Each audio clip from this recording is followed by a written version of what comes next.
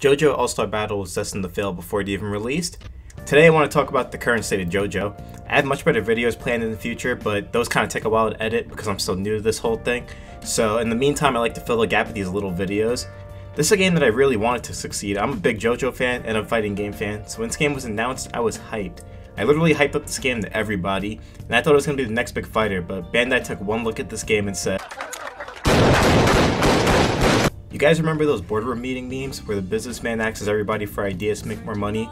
And normally the first two ideas are normally something stupid. The last guy always has a good idea, and after he says this idea, he's just yeet it out the window." Yeah, I actually think this is how Bandai's meeting went. I just refuse to believe that not a single person pitched the idea to add rollback netcode, and I hope that the person who pitched the idea is safe out there somewhere, because I know for a fact that as soon as Bandai heard the words rollback come out of the guy's mouth, they said, "What did you say, nigga?" Tired as muck. Bandai and Nintendo have the same problem, where they both seem to be living in the past, and Nintendo's problems are a whole nother video that I might get into in the future, but it seems like Bandai just doesn't want to evolve. If you really think about it, Bandai's been part of the biggest fighting games in the history of fighting games. They had a part in Ultimate, which was one of the highest selling fighting games of all time, and Tekken 7, which also sold really well. Tekken 7 netcode wasn't too terrible, but Ultimate actually made me want to kill my... My point being that Bandai has the money and the resources to give us rollback.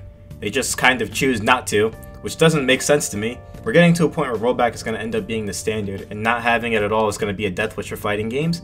Even companies like SNK and Arc System Works realized this and added rollback to their older games.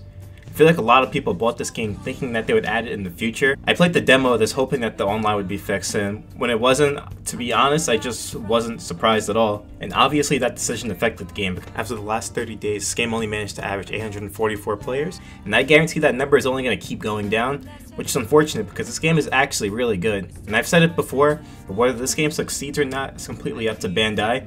And looking at their track record, I wouldn't be too optimistic. It's crazy too because there's a whole lot of power in having a good IP. Sometimes even if a game is bad, people will still buy it because of the IP. This game could and should have been so much bigger than what it was. And hopefully I'm wrong and they do add rollback later on down the line, but again, I doubt it. If you made it this far though, I just want to say thank you. I really do appreciate it. And yeah, that's pretty much all I have to say. Hopefully I'll see you guys in the next one.